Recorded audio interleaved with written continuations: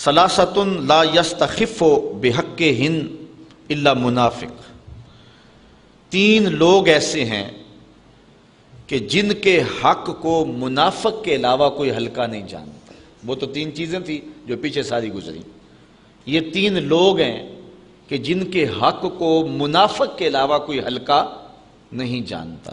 وہ کون کون سے؟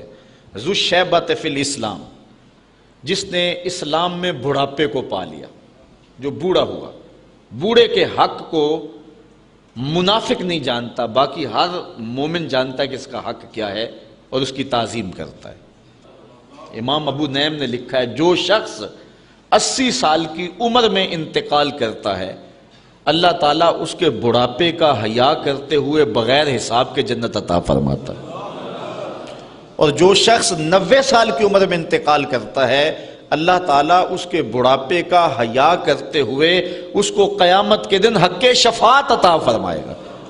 تو بخشا ہوا ہی ہے، اب جس کی تو چاہتا ہے اس کی بھی سفارش کر دے، اس کو جنت میں لے جائے۔ یہ اللہ کا خاص کرم ہوگا بوڑھے کے اوپر۔ حضرت بایزید بسطامی کہتے ہیں انتقال کے بعد کسی کو خواب میں ملے 72 سال کی عمر میں انتقال ہوا تھا، تو کسی نے کہا کہ سناؤ کیا حال ہوا؟ کہا اللہ نے کرم کر دیا۔ کہا کیسے؟ کہا جب میں اس کے روبرو پیش ہوا نا تو اللہ تعالیٰ نے مجھے فرمایا اے بوڑھے بتا میرے پاس کیا لے کر آیا ہے، اے بوڑھے بتا میرے پاس کیا لے کر آیا ہے۔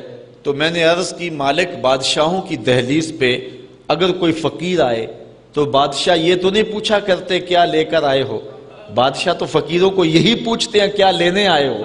میں لے کر کچھ بھی نہیں آیا، تیری رحمت لینے آیا ہوں۔ اللہ تعالیٰ نے بغیر حساب کے میری مغفرت فرما دی۔ تو بوڑھے کی عزت اور تکریم یہ ایمان کی علامت ہے، اور جو بوڑھے کی عزت نہیں کرتا ہے وہ منافق ہوگا۔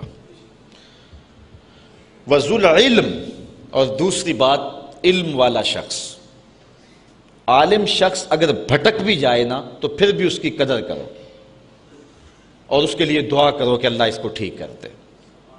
تو علم والے کی قدر بھی جو ہے وہ مومن کرتا ہے۔ منافق عالم کا گستاخ ہوتا ہے، یہ بات آپ کو بتاؤں، جو منافقانہ روش رکھتا ہوتا ہے اس کے سینے میں عالم کے لیے قدر نہیں ہوتی ہے۔ اور عالم وہ بابرکت ہستی ہے کہ حضور علیہ السلام نے فرمایا کہ عالم کے لیے کائنات کی ہر شے حتی الحیتان فی البحر، یہاں تک کہ سمندر کے اندر جو مچھلیاں ہیں وہ بھی اس کی زندگی کی دعا مانگتی ہیں۔ یہ کتنی بڑی بات ہے، اور میں کہتا ہوں اس سے بڑی بات کیا ہوگی کہ حضور نے فرمایا العلماء ورثۃ الانبیاء، علماء نبیوں کے وارث ہیں۔ کتنی بڑی بات حضور نے فرمائی۔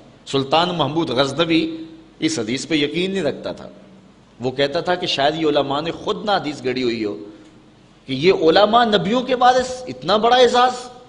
دوسرا شک اس کو اپنے باپ کے بارے میں تھا، سلطان سبکتگین ہے یا کوئی اور۔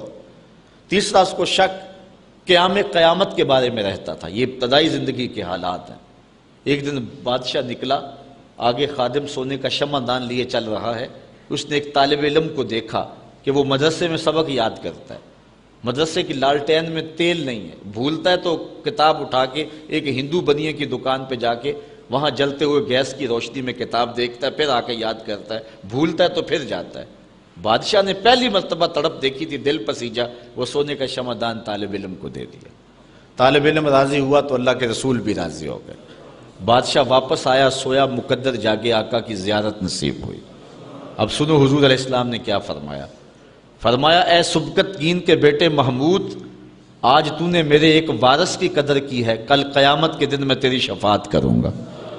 حضور نے ایک جملہ ارشاد فرمایا، 3 شک بھی دور کیے، جنت کی بشارت بھی عطا فرمائی۔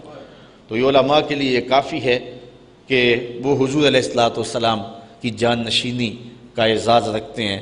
حضرت مولا کائنات سیدنا علی المرتضیٰ رضی اللہ تعالیٰ عنہ فرماتے ہیں کہ ہم جبار کی تقسیم پہ راضی ہیں، اس نے ہمیں علم دیا اور جاہلوں کو مال دیا۔ مال جو ہے یہ فرعون اور نمرود کی وراثت ہے، اور علم انبیاء کی وراثت ہے۔